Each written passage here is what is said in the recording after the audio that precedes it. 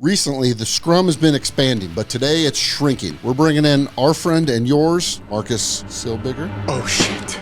We're going to hear all about what he's got going on next season and is growing up in Columbus, Ohio. You didn't know that.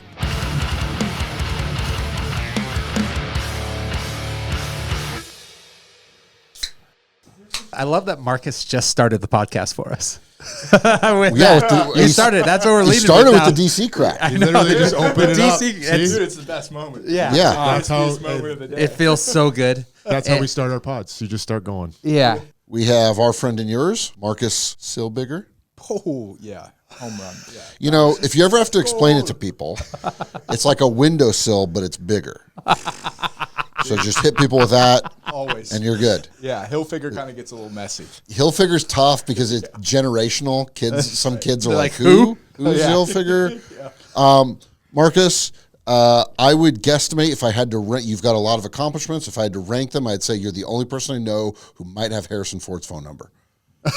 Yes. Yeah. Yes! Wow, we're blowing up. Hammer's done for the day now. That's all he wanted to know. Heavy on the might. Yeah. Okay.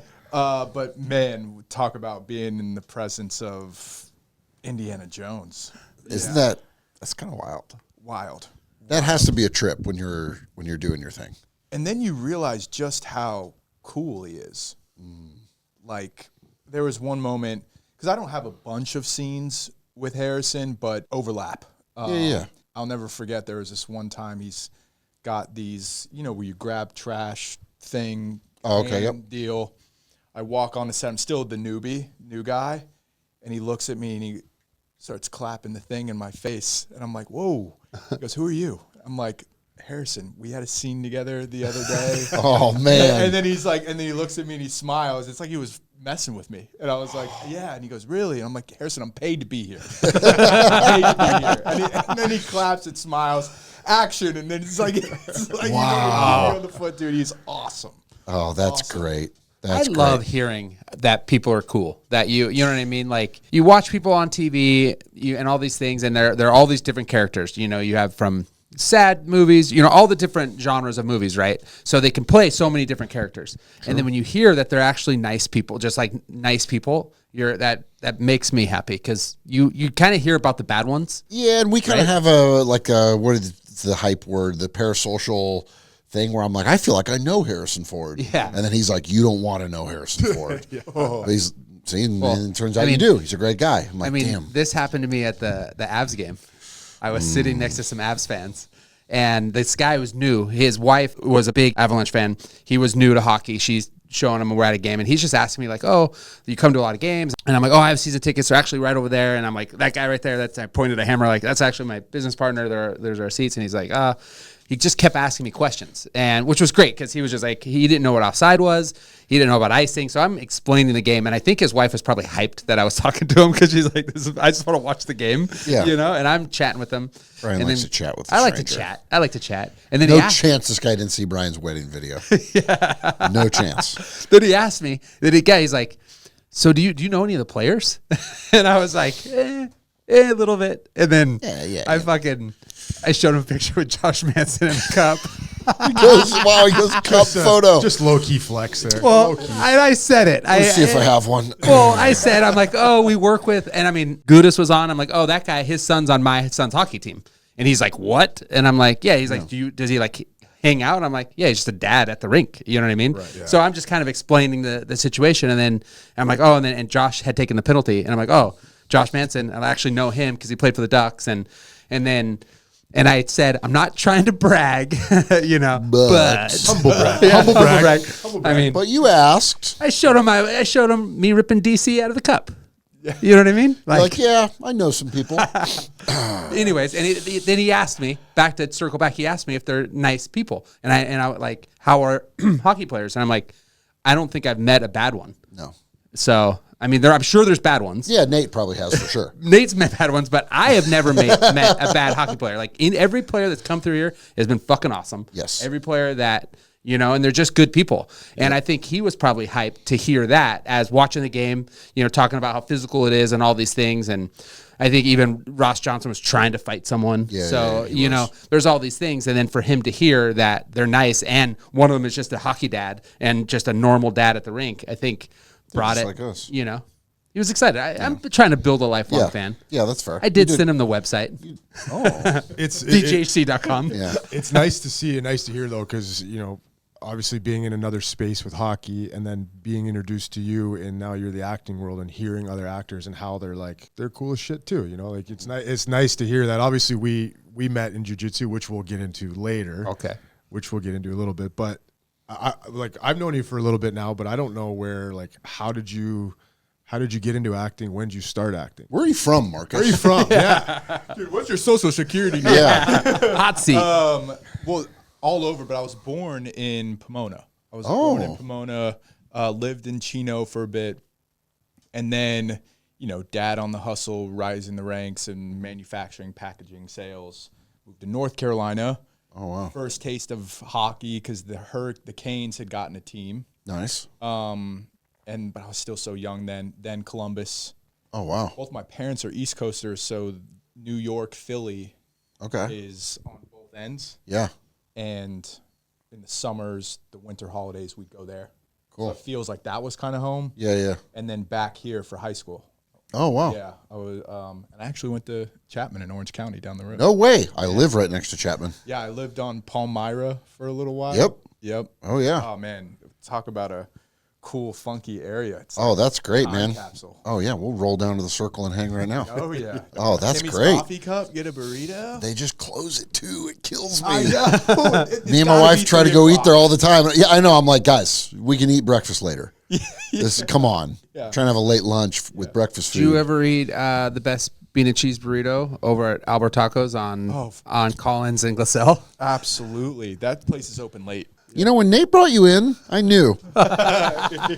He doesn't. I had a feeling you guys hit it off. I'm just sitting here in the back listening to you guys chat. I love Yeah, this. This is great. Nate doesn't bring bad things. Okay, so we know where you're from. That's great. You're all over the place. Yeah. You got a little bit of everything in culture growing up. Sounds like you're everywhere.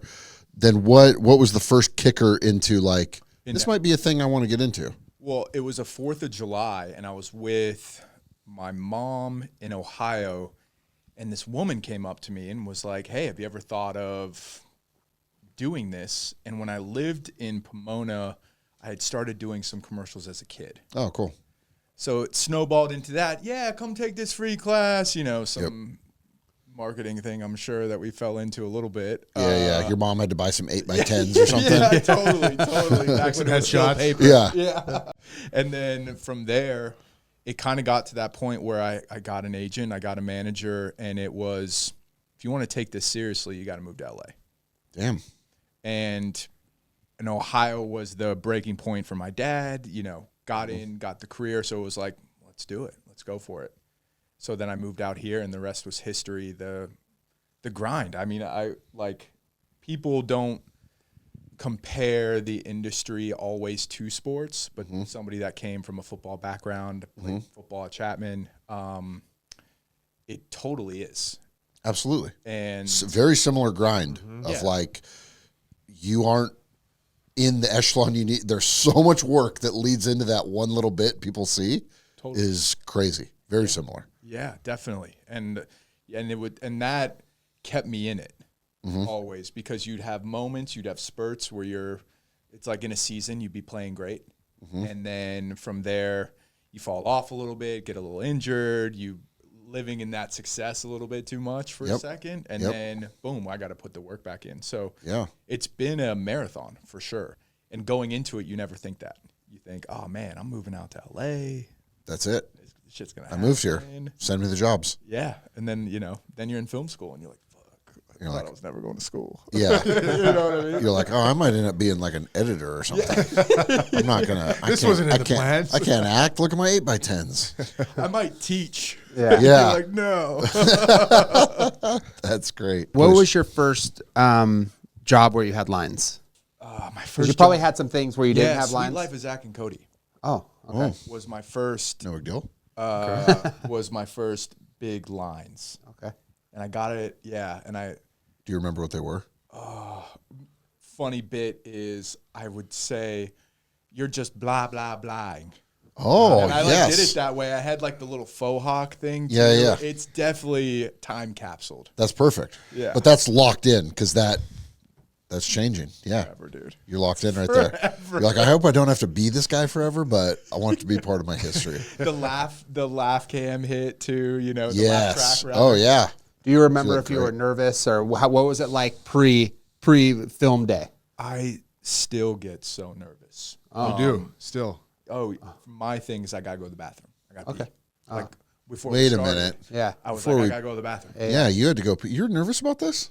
It's just like a body thing. I don't Yeah. know. Like, you know, whatever it is, the things you do to shake it out, like on Yeah. the mat, like first time I competed, the only thing I could think of doing was like dancing. Like not dancing, but like whatever the fuck Yeah, get I some was energy doing. out. Get some energy out. I was yeah. just freaking out. Yeah. And like for me, it's like I got to get something out. Yeah. Yeah. That's fair. That's And interesting because every time before I played, Yep. every time, like honestly, if I like needed to go pee, I just got to put my hockey pants on. As soon as I put the hockey pants on, I got to go. Instant. Instantly. Yeah. Instantly. But before every period and before every game, before every practice, no matter what, as I'm walking onto the ice, I have to go to the bathroom before. So would you go pee with your skates on? Always. Man, I've never peed with hockey skates on. Yeah. What the fuck? How does it change? I don't know, but it's just never. More balance. Probably feels great. I gotta. Just a little bit taller. Yeah, I mean, taller. this is just a new little box I Yeah. gotta check off. Okay. But I can relate to that. It almost like resets you to get ready to go. Yeah. Like I start at 0, maybe, I guess is what it is. I truly don't know. That's But great. that's like my go-to. Can I go run to the restroom real quick? Yeah. Yeah, Yeah. that's great. I mean, so your dad he's been moving all over the country. Was he able to replant himself in LA with what he did, or? It was just me and my mom. Oh, okay. My mom's such a G. She came out and I think it was scary for her. Of course. For sure, being Yeah. out here and I'm so thankful for her. I wouldn't be where I am without both of them. Yeah. But just in a different way. My mom was just there, and you don't realize it when you're a kid. Yeah. Like parents are just big kids, Dude. and she's freaking out. Yeah. I'm freaking out. She's like, "Wait, you want me to drop you off on a street to loiter?" In her mind. Yeah, I'm yeah. like, "No, we're hanging out at the cafe." Yeah. Yeah. What? Yeah. We come from Columbus and we're in LA now, and it's like we're hanging out at cafes. And Yeah. I have this flip phone. Everybody's got these crazy phones. I'm seeing Ferraris and Yeah. shit. And I'm like, what? And my a mom, trip. I can only imagine what my mom was going through. For sure. But yeah, Similar no. So thing. my mom was here, and my dad and my sister stayed in Ohio. Okay. Because it was one of those things too of like, is this for real? Yeah. Is he going to go out and do a grocery store commercial and I just quit my job I worked my whole life for? Like, Right. yeah. Yeah, and it didn't turn. And like we were saying, it doesn't turn out that way most times, No. Yeah. right? Your dad was right. I mean, Yeah. that's the right. And he kept me in public school. He kept me, and I went to college. It was funny enough. It was between Chapman and going to be a Red Power Ranger for the Power Rangers reboot, What? Wow. the TV show, not the film that they did like 2 years later. Okay. But I didn't know that it was going to be on Nickelodeon. They didn't tell you where it was being distributed. Or Yeah. So at the time, it was like, and you're getting paid in New Zealand dollars. It's a weird one. A lot of weird. Yeah. So I was like, I had broken my jaw my senior year. I was talking to Brian about it. That it was like, man, I still have this football itch. So let me get a little bit of film school. Let me get a little bit of football. And so I went and did that instead of Power Rangers.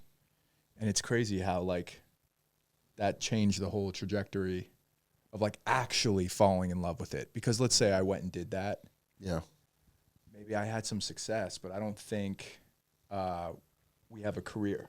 Like I look at you, Nate, and you had a career in hockey. Like there's guys that I watch play sports and they've got a great 3 years and then they just fall off. For sure. Happens to a lot of people. But like I think there's a lot more to it when you have, 10 plus and you're still in the game. Big time. Like that's for me the mental side of it, Oh, yeah. which is just like, you don't know as a kid. I don't know going into it. For sure. But So were you 18, 19 at this time? yeah. Okay. Yeah. And it was go to New Zealand or go to school. Did you make this decision, or was it something you and your mom talked about? Dude, and that was what was like so what was fucked the up yeah? is they made me decide. Oh, they're like, you're You know big what I kid mean? now. I was just thinking about this recently. No, I mean, here's the thing. I mean, I like that you said it's fucked up that they made you decide, but I think I have 2 boys, and especially my 11-year-old, I ask him to decide on things. Probably I'm not, I mean, that seems pretty, but when he's 18, maybe there's something like that. But I ask him to decide on certain things, especially with hockey and things that he's doing within his life. He has to make a decision. Like there's times where if there's a party on a Saturday, but he has a hockey practice, he gets to decide. I'm not going to tell him what he has to do. He made a responsibility he signed up for hockey. Like you decide. He's 10 out of 10. He's picking hockey practice. And I love that because that's his decision. But maybe at some point he's going to pick the other thing. I don't know. But maybe you were at your mom felt you were at a maturity level at a thing that you were going to make the right decision. And maybe if you chose Power Rangers and had some reservations, she would have, talked to you, or maybe she even talked to you about school and made sure that you knew kind of what you were getting into. But I get that part of it because when I left home or playing hockey, like I had to choose between playing junior hockey or going to college hockey. And at the time, that was a big decision because it could shape which way my hockey career is going to go. So I get it. Like that's scary. That's a scary time. Oh yeah. Yeah. And it, looking back on it, was that one of those times where I made the first big boy decision. yeah. And you think your love for football shaped that because your love for football was greater than your love for acting at the time. Yeah, I think it was way more tangible. I knew what it took to really compete at a level in football because I was doing it every day. Yeah. Whereas at that time, acting, because I had school, my parents were cool enough that they made sure I still had a youth in sports and stuff like that. Not that the other side is bad. Yeah. I came from Columbus, Ohio. Yeah. It's Buckeye Nation there. Like football's in your blood. For sure. And I adopted that. So it felt like it still was an itch. Yeah. For sure. Because I had lost my first half of the season. And I was thinking I was going D1, just like every Columbus, Ohio kid thinks at some point in time. What made you fall in love with acting? Funny enough, I had a teacher that I'm wearing this Chapman football shirt, and I was the black sheep. I was cool with being the black sheep in the film school because you were a jock. Oh, because you were the jock in film school. I was rocking my football stuff, Yeah. and I grew up watching all sorts of sports. Yeah. And the teacher called me up to do some script analysis stuff, and it was the first time that I felt the game, like theater almost. I think that's why people love theater so much. Is it's truly, it's a hockey match. It's a hockey match. We always joke around with the match. But it's, you got one shot to make that play. Absolutely. And if you don't make it, then you got to keep going. So when I got called up to talk about the craft, I fell in love with it as I was talking about it, partially because it was that survival thing happening. Yeah. As it was going. And, recently I've been talking about like flow state of like acting, like how when we watch these guys and we're like, dude, they're unconscious out there. Yeah. You can't miss. It's like, it's the same thing. It's like we're chasing that feel. Yeah. And when I felt that for the first time, I was like, whoo. You're like, okay. I played football for one more year and then I quit. Damn. Oh, wow. And then just went full in on the And then film I went and did a theater show. I hated the experience. You're like, oh, fuck, what'd I do? Yeah. They ran me through it. And that also taught me something, Yeah. But I fell in love with it then. I fell in love with the process. Yeah. Of, I always thought I would never finish college and I'd be on a show. I'd be on a movie. Yeah. So, I just think sometimes when I was young, I just was so, result driven. Yeah. Tell me I'm good. Hey, Mom, Dad, tell me that I should go and be a Power Ranger. And it doesn't work that way. You weren't into the process yet. Not yet. And then once I found it, man, man. And then you lose it, and you're like, you get a little taste, and I'm like, man, I want that all the time. Yeah. But you ended up finishing school? I did. I finished school. Were you there similar time to the Duffer Brothers? I know that was that's like a big thing in the city of Orange, is like Stranger Things came from Chapman. Yeah. They were before me. Okay. Yeah, okay. they were before me. And yeah, definitely. And Chapman was still kind of like making its name, like competing with SC. And that's kind of how I was. Is I was like, man, I'm not going to SC. I'm not going to UCLA or NYU. I want to like go somewhere and have it feel mine. Yeah. Feel a little different. Yeah, like build my own team type of thing. Yeah. I love that you said that you went and did the theater thing and then hated it, but then said that you learned from it. And it's like, that's such a great mindset. I think we talk about it so much with jiu-jitsu, and I think I talk about it in life too. You know, I think that it's just a good life, or it's just such a good quality in a human being who can not see the value in not liking things and seeing the value in a struggle or whatever it is, and about learning. And how much of that have you gone through where maybe you didn't have the best experience and you've learned from it while acting? Yeah. So my first big job, I replaced somebody from season 1, which is a trip because we're smart audience members. Yeah. I don't look like the old, the old person as much as I try. Like, That's fine. yeah, it's cool, right? It's cool. We got the haircut. If we say something. Yeah. It's funny because I had a similar experience, and the second go round, they addressed the elephant in the room. Oh. And they made a little joke. You don't look the same. And then it was cool. Yeah, right? yeah. They made it cool that I was in the room. Yep. Yeah. My first job didn't do that. That's and it's tough. crazy what it does to your mental, man. Yeah. Because you immediately are comparing. And what's the tired statement? Comparison is the thief of joy. Yeah, that's right. Yeah. Man, I was unhappy that whole job, and it was the dopest job that I had been on yet. Damn. And it's just because somebody didn't say, like, and I was young too. Yeah. Couldn't find it on my own yet. But like, it's interesting when someone's just like, yo, welcome. And you guys were so cool about it here. Yeah. Like, yo, welcome, what's up? Yeah, of course. Just saying it. Yeah. It's crazy. Yeah, it changes everything. Right, because it's almost like you're trying to do this Wizard of Oz thing, and we know how the Wizard of Oz ends. Nobody likes the wizard. Yeah. Damn. I mean, spoiler alert, but sorry if you had those tickets to the Sphere. I know they're expensive. That was your first time. Back to the DC. Okay, so how did shrinking come along? Right before that, I refound jiu-jitsu. And, you know, Brian, you were talking. There we go. I love it. Jiu-jitsu. Wow. Yeah. Did you guys meet on the mats? Yeah, kind of. Yeah, kind of. I mean, I was running this gym, and how do you not love Nate, dude? He's such a good guy. Best guy. Like, came in, I was relatively new, and he was cool as shit. And there's a lot of cool people in that place. But, like, there's a difference of being cool and being like, what's up? Yeah. Yep. Versus, hey, how are you? Yeah. And Nate was, what's up? Yep. And it was cool. This is the first time we've talked about,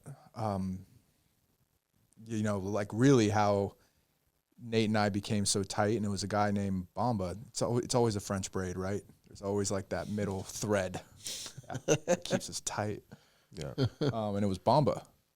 Bamba was our jiu-jitsu professor. And like how Nate and I really did meet was constant questions. Constant questions. From Nate? From the whole period of time. Right? Like, do I get on this mat and go against this pseudo enforcer? Yeah. You know? Damn, pseudo. Sounds like fighting words. Dude. Wannabe. He's right You though. hear alarms in the background?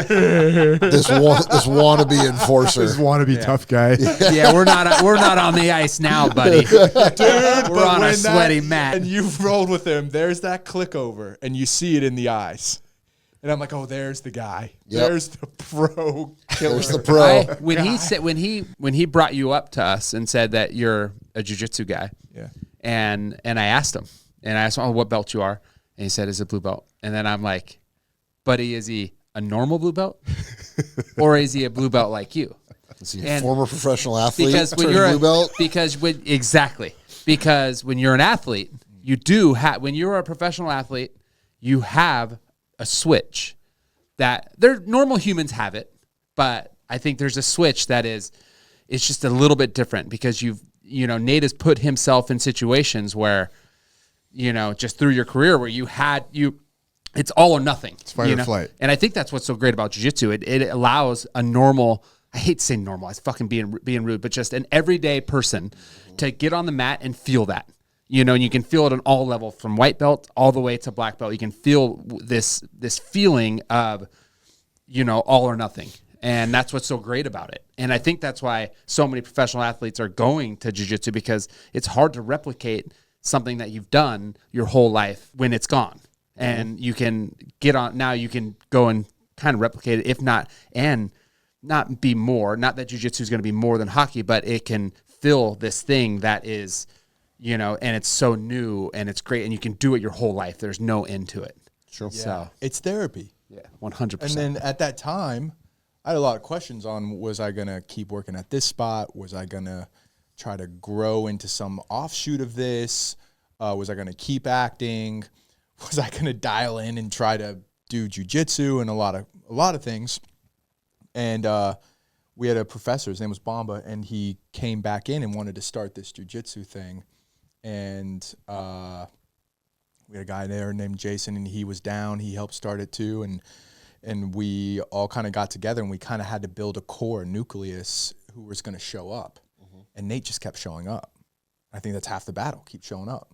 Yep. And then that's what Bamba instilled in us, is show up. And Bamba was there to break you.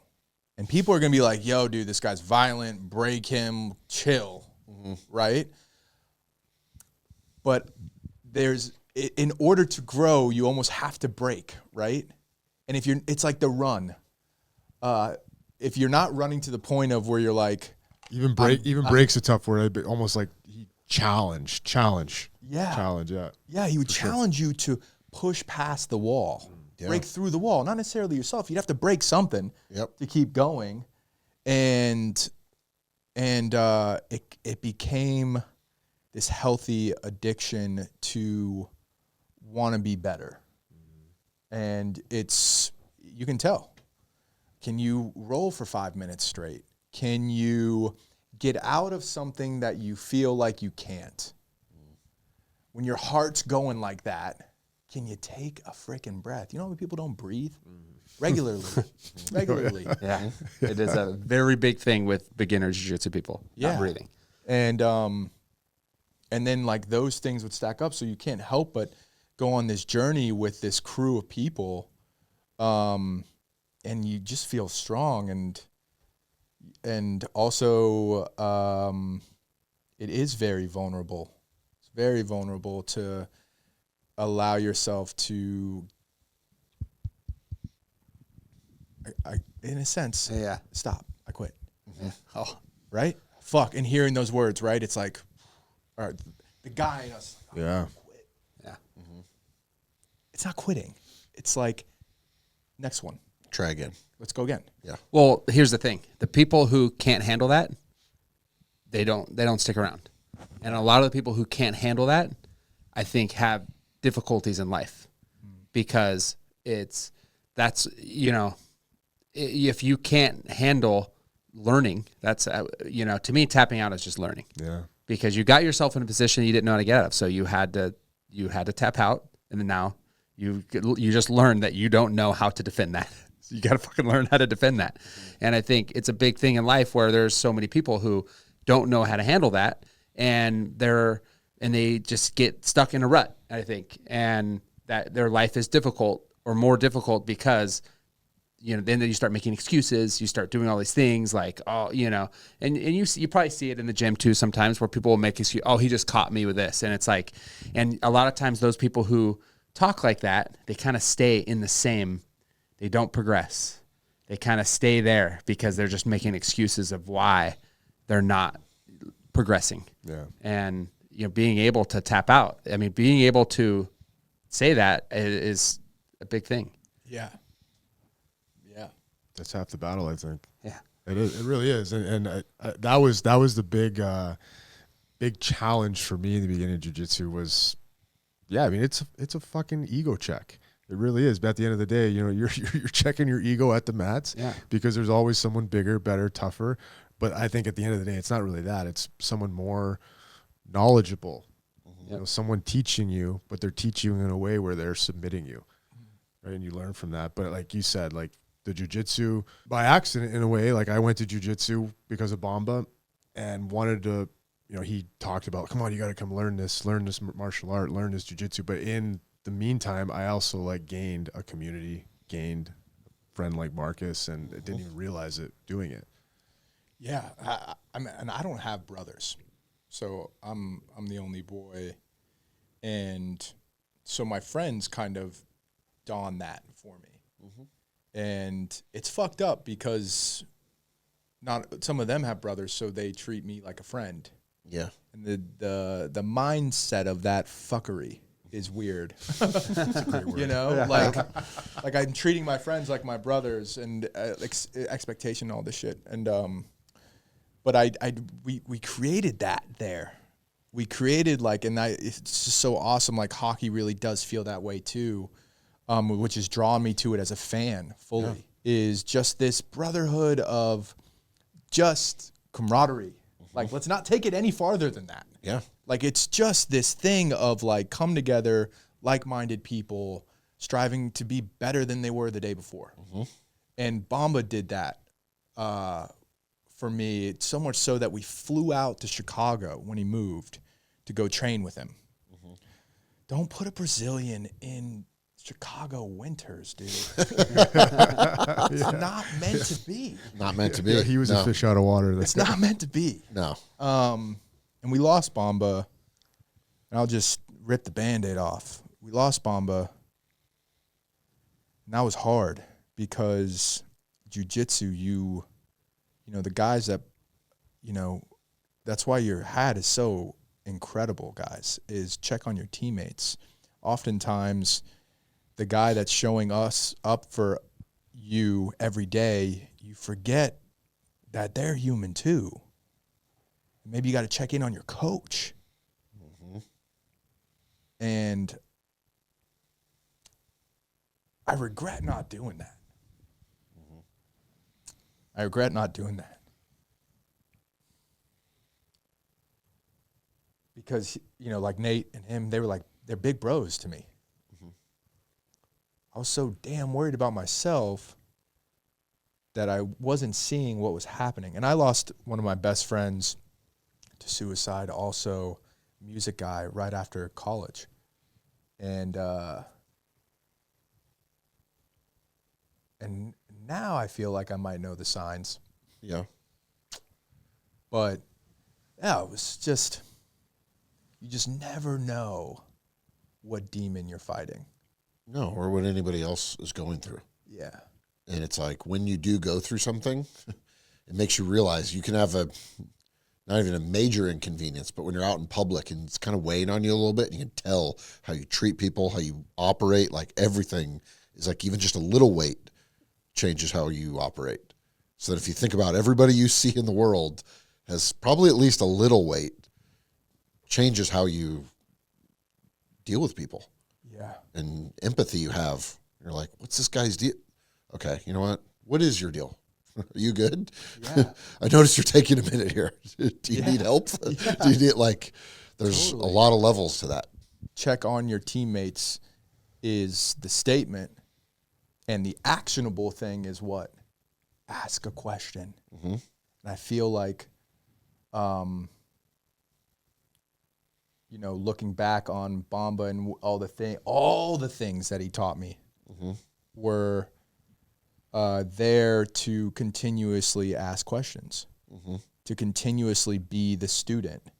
And he would put us through the ringer. I thought about, I'd be cool with being a white belt all the way up until I was a black belt. I don't need the other colors. Yeah. Because there's something about being a white belt that makes it okay to fail. That makes it okay to ask questions. And why? And I think that, and I think Bamba would have kept us as white belts forever. It felt that way. It did. Because he wanted you to stay curious. Yeah. And it was fun. It was almost for him too. Like he could. Oh, I think it was more fun for him. Yeah. Well, they say that blue belt is the biggest drop off. Yeah. Because a lot of people get their blue belt and they quit because now they've elevated, and if they get their blue belt and then they're getting beat by white belts, it like they can't handle it. But I'll tell you what, as a black belt, you feel like I felt like a white belt again the second I got my black belt. Like I felt at the beginning, and I feel it now. I don't. It's all I want to do is learn again, because now I'm nervous, or I mean, just with I don't like to teach now. I love to teach, but I get very nervous to teach because I don't want to be judged on how I'm teaching, because I am a black belt. I never felt that as a brown belt. At the brown belt, I'll say anything, whatever it fucking was. I would just be like, this is how I do it. Like, I don't know, like fucking whatever, you know. But now I have to like make sure, because now the pressure of being a black belt, and that's kind of what I'm overcoming. But then it just makes me want to learn. And we have people train here, and very high level female competitor trains here. And I was watching her teach someone the other day, and it fucking blew my mind. And just how she was teaching, and I was I had to tell her, like, I loved how you broke that down. And then I ended up talking to her yesterday, actually, again about it, because I wanted to talk further on how she was, how her philosophy. And then we had a great conversation about it yesterday. And but it's just like you're back to being a white belt, of wanting to learn, because now people will ask me questions, and I always, anytime anybody asks me a question, I'm like, this is how I do it. Because I don't say this is how you do it, because that is like, to me, there's too much ego in that. There's too much, like, I don't know everything. I know how I do it. You know, and this is how I do it. You may be able to do it this way, maybe not, you know? And so it's funny to hear that, be white belt to black belt. And it's like, all those steps are important, very important. But you become a white belt again. Trust me. So prepare for that. Yeah. Because forever. and I think that mindset is a very good mindset, though. I grew up doing martial arts, and I competed in the LA Open as a kid for Taekwondo, and I loved sparring. And then when I put the gi back on, then I built the community, and I started feeling good again. And then I felt like I looked good, and then I was on my way to Cabo. My manager, she's cool ass Jersey lady, was like, Marcus, honey, you've got to do it. You look like it's the Apple's #1 show. Yeah. Butchering her accent, Ricky, I'm sorry. No, she's good. And I was like, fuck it. I'll put it on tape. I go pull up, go put it on tape. And I was reading for both brothers. Okay. That's how they did it. And I was like, I got to change my clothes. This is how much it's true that if we just get out of our own way.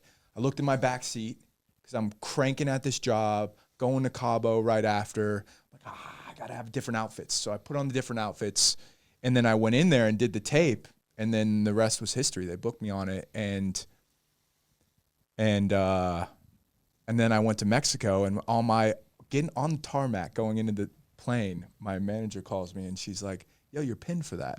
Dude, I hadn't worked for 2.5 years. Damn. Wow. Does pinned mean you got it, or does pinned mean... The old school way is you've got when it was like paper headshots. Okay, yeah. They'd have the whole cast kind of like this. Yep. And they'd pin it up, and they'd look at it and be like, maybe Tampa, Winnipeg. Yep. I think we need to actually do Florida. Okay. So they would pin the headshots. Okay, so you're not locked in yet, but you're on the board. But damn, I'm in the game. Okay. Okay. Yeah. Yep. And I got on that plane, And Mexico was sick. I was gonna say, yeah, you like buying rounds. It was a good trip. Yeah. Mango neck, brother. Yeah, it's like you just got your tax return. You're like, I'm buying this round. Let's go. Marcus just got a new job. Yes, bottled water only, please. You're like, wait. Did you say you're only pinned? You're like, oh, easy. Yeah. I'm manifesting some good vibes here. Yeah. And it was, dude, good vibes. I was around some of my best friends out there, let it go. It was the win. It was the win I was looking for, that like stay in the game. And I don't know, Nate, we've talked about you in hockey, the up and down, the over and out and all that stuff. And then it's like that one moment where it's like, keep going. Yeah, that's all you need. And that's all I needed. And then booked it. And then it was How soon after getting pinned were they like, you're the guy? pretty soon. That's great. Soon, got off, and then I would probably say like 2 or 3 weeks later, I'm on set. Damn, wow, that's quick. Yeah, working with Ted McGinley, who is I'm so lucky to have him as a TV dad. Krista Miller as my mom, so lucky to have her as my TV mom. They're so good. I mean, funny. From the perception of watching them, obviously I don't know. They're fucking great on there. Oh, They're so good. I mean, and they welcomed me, because that's the other thing, right? Yep. Like, and I keep going back to sports, because you go into that new locker room, you start playing varsity, whatever it is for any age. There's that. Yeah, a little weirdness, feeling out the new guy. Yeah, but they just welcomed me. Yeah. And then they gave me space to play. And best thing they did was let me in. Worst thing they did was let me in, because I'm never leaving. Yeah. Now That's you're what I locked said in. in my head. I was like, I'm going to go in there and show up for them. And I think watching them all work, they show up for each other like a team. Yeah. And I feel that way because that's how Bill operates. I went up to him and I said, after, because gosh, was I so grateful. It kind of felt like he saved my life, Yeah. And I was like, Bill, thank you so much, man, for having me. He looked at me and goes, don't thank me. You earned it. I was like, That's I sick. love that. That's sick. You're like, damn, thanks, Bill. He's like, shut This is up. Bill He told you Lawrence. this. Bill Lawrence, the writer of the show, and Ted Lasso. yeah. Yeah, this guy's. Oh, okay. Rooster, Next, Scrubs. This guy's a I legend. mean, Oh, he does some stuff. He does some stuff. I love that. I want to touch on that, because that, he could have just said you're welcome and walked away, right? And it would have been acceptable. I mean, because he's probably thinking about a million things, and you'd say thanks for being, you're welcome, and walked away, and you may not even think about it, and you're just like, oh, I said I want to say thanks, and you walk away. But the fact that he chose to communicate with you and said you earned it, now that gave you confidence that now you're gonna perform better. You're going to do all these things. You're going to, that's what he wants. He's trying to put on the best, the best show possible. And now he just helped, a character on the show to be the best, or at least, Yeah. He's which building that team up. which is awesome. Truly, like pro. I think there's because he show runs, creates, he does all of it, and in that moment, from the inside, I was like, well, I got to keep showing up, Yeah. and I can't let that down now, because the alternative, the duality of it is, yeah, of course, man. Yeah. If he had given me that after, Yeah. shit. Yeah, for sure. You know what I'm saying? So it kind of like set this healthy bar to show up for myself. Yep. And I loved that too, that he didn't take it as his. He didn't take it as anything. He was just like, yeah, man. And then some. Which was cool. And I'm like, no wonder you created Ted Lasso. Yeah, of course. No wonder you keep finding people and creating these awesome things, because you have no choice but to be a good person first, and then show up and do your job to the best of your ability. Yeah. Yeah, he creates roles for people. Everyone that does their role, right? Fully. Yeah. Yeah, and mine is I come in on like the bottom line. And if I'm not there to hit my one shot, because this is the spot where I can hit the shot, Yep. maybe we don't dial up that play next time. Yeah. So, and knowing that, and then looking at the team as the all-star team, Yep.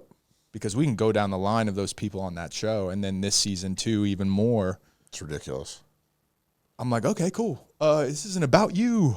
Markus. Yeah. This is about the story. This is about what shrinking represents, and like Everyone's making each other look better because they're the best team, which makes the best show. yeah. And it makes sense because you could see how good his shows are. Like everything is real. And I think the show does a really healthy job of just being like, it's gonna be all right. Face the thing. One of the episodes is out, and Zach Braff was directing it, and I was so scared, dude, before that episode. And like going back there kind of gets me there. Yeah. And my buddy was like, Ohio dude, salt of the earth. I texted him and I was like, man, I don't feel like I should be here. And then he texted me this cool thing. And then that's when I was like, well, I got to show up tomorrow. I signed a contract. They actually already started paying me, and I cannot give it back. Yeah. And I was like, I got to show up tomorrow So- because I'm fucked. Yeah. And it's for sure over. Yeah. So what were you, when you said you were super worried about this episode, was it because somebody else was directing this episode? Zach Braff. Zach dude. Braff's doing it? He won the Oscar for the one with Natalie Portman and the soundtrack. Garden State. Garden Yeah. State soundtrack. Yeah, Forget of course. about it. Hey, So what that's- a movie. yeah, but that's- Whoa. Shout out to Zach Brown. Yeah, that's I pretty love that sick. movie. But that's you now. That should be exciting. Yeah, I know. Totally. It was right after the Oscars too. Yeah. And I was like, it was Yeah. just all of it. It was all of it. I got a lot of respect for him. I was working out a lot with Donald Faison from Scrubs at the time too. So it was like, we do these stupid things where I'm like, I got to show up for Donald. I got to show up for my parents. And Yeah. Pressure. Yeah. Pressure. But pressure is a privilege. Because if you didn't have the pressure, if you didn't have people leaning on you, if you didn't have all those things, then what's it all for? Right? If you didn't have anything, if you didn't have to show up, what's it for? Yeah. And realistically, Zach's probably like, I don't have to worry about fucking Markus. He fucking nails his line.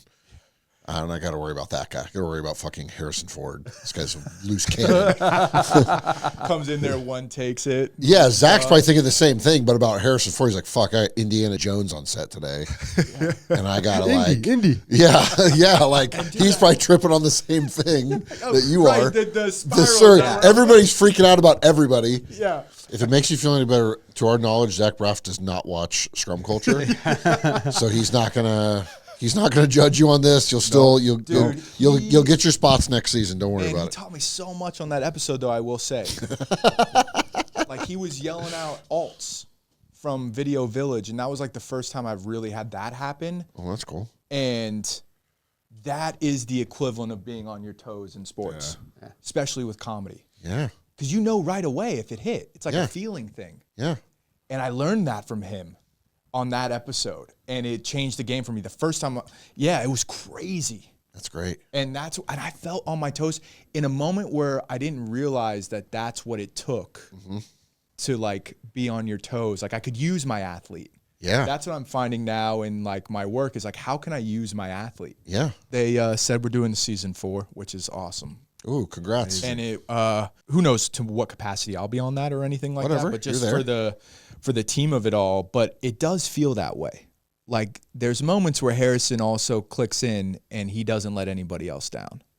And I think that's why he is Harrison Ford. Yeah. In the first episode of this new season, spoilers, Oh, shit.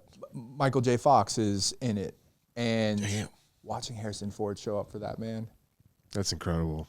Yeah. Dude. That's some big dogs If in the that room. doesn't, I stayed after one day and asked if I could just watch. Yeah. Because when do you ever get to go watch the heavyweight Yeah, seriously. bout? Yeah. These guys just trading, Yeah. fighting for what they want in the scene, and being there for each other too. Yeah. It was unreal. That's great. Yeah, top 5. Markus, you live in LA? I live You in go to a lot of Kings games? I do. I went to, unfortunately, that 8-1 loss to Connor Superman McDavid. Mr. Silver Medal himself. Yeah, I know. I wanted to go see Mr. Gold Medal, Jack Eichel, number Yep. 2, Yep. my lord. But I got out voted. Okay. Your friend said we really want to go to Western night. Yeah. We Okay. got a free bandana and a free cowboy hat. Okay. And did you did you take those items and run with it, or did you? You know, I tried to do a couple selfies and it didn't work out. Huh. You know, I tried different things with the bandana, different things with the hat. Okay. It wasn't my night. Okay. But you know, it was cool because it was my first time being at a King's game since the show. Ooh. And my character, my family were King's people. Anyway, Connor sent us to get a sweatshirt back. Tell Connor I don't have his stupid 2012 LA Kings Stanley Cup Champions hoodie. You're literally wearing a sweatshirt with those exact words on it. Shit. Yep. And Because it's a true LA depiction, absolutely. and real motherfuckers in LA are hockey fans. That part. That's how you distinguish the real ones. Absolutely. Oh, you're Dodgers fans? Great. Right. Sure. Yeah, Okay. sure. Sure you are. Yeah. Yeah. You need a Hockey hat folks, when though, you get off the plane. you can't fake being hockey folks. No, it's true. And it was awesome going to the game. I thought maybe that somebody would recognize me. But I had a little bit more scruff. And you know, I went to the Freeze art show and I was clean shaven, and I went up and asked one of the security guards where the restroom was, and he looked at me and pointed, and I was like, fuck, I'm getting kicked out of here. Yeah. Like I was wearing boots, like jeans, like the Kith Batman hockey jersey. Oh, nice. At LA Freeze art show. Okay. Day, Yeah, you yeah. know, fish out of water. I thought for sure they were like, Get out of here, buddy. fucking out. Yep. And he was like, shrinking. Yes. I was like, yeah, dude, what's your name? Yeah. And then he told me his name, and I was like, can I get a picture with you? Yes. You're the first person that's ever recognized Damn. me in plain clothes. And he was like, yeah, man, my parents and I watched the show, all these things, and it was really fucked up because I still needed to piss. Yeah. But I couldn't ask him. Nah, after that, dude. yeah, He you just gassed me up. Yeah, you just dance for a minute and eat it, but that's who you want. You want a fucking security guard to recognize you. You want the blue collar dude. That's your guy. He was my guy. Now you're locked in. Now you know your demo. Fully, and it was just like really full circle. Yeah. Moment for me of like how much of a reach the show has. Of course, yeah. Like I'm in LA Freeze art show, all LA people, blah, blah, blah, blah. No one knows me. Not that I was like thinking they would. Yep. But like the dude keeping everybody safe is watching Shrinking on the weekends. You know, like that's your I guy. thought that was really rad. That's really cool. Yeah, it's very cool. It was cool. And then now that's just going to compound. Going to the game against the Islanders. Okay, I might nice. shave my face just to test it out. Yeah, maybe we print you a shirt before you go. It's like, as seen on Shrinking. Dude, I was thinking it. I think Yeah. No, not that brother. The other brher. The other brother. Turn around with the Shrinking logo on Yes. my back, like you don't get it Yeah. yet. Yeah. Ask me for Harrison Ford's phone number. That I don't have. If you hit me with your favorite line, I'll hit you with his WhatsApp. Yeah, and send you my cowboy hat. That's great. Well, I think you're gonna start getting recognized a lot more. Thanks. I feel that's in the cards. I have a feeling that in a couple of years or even sooner than that, this guy's going to be. I mean, when he's going to be on billboards. When does this podcast come out? Billboards. Because that, you know. Tuesday, so we could have some time in between. Scrum culture bump. That's true. yeah. Yeah, you'll see the Scrum bump. You're like, didn't I see you? And you're like, Shrinking. You're like, no, Scrum culture. Yes. Right. Yes. That's the goal. That's the goal, that you're out and about and they're like, shit, we saw you on the podcast. Yes. That's cool. You're still acting? All right. You're just one of the Scrum boys. That's a mic cheers. Oh, touch them together real quick. Touch tips. I wasn't going to say This was one of Nate's things in the locker room he was a big proponent of. It actually pushed him out of the league. Guys don't want to do that anymore. Whatever. It's okay. It's okay. I'll retire. Yeah. I'm out. You know what? We're not doing this anymore. I'm out of here. I'm taking my ball and going home. I love my teammates. Well, Markus, thanks for coming by. Thanks for having me. Thanks for chatting with us. Time is a very tough commodity to come by. So to share with us, we appreciate it. And hopefully we can hit a game together. Yeah, definitely. That'd be great. And hit the mats. So you've seen the gym. It is open to you. It is people often ask like, oh, how do I, you guys have open mats? You have this. It's like, it is a private gym. But once someone brings you in, once a member brings you in, now you're a lifetime member. So now you can come train at any time. Hit me up. And if you're ever in Orange County, come, you know, Yeah. we'll open it up for you. Awesome. Well, thank you, Markus. Thanks, man. This We has will. been awesome. Thanks, buddy. Thank you for coming very much, and we'll see you soon. Yes, sir.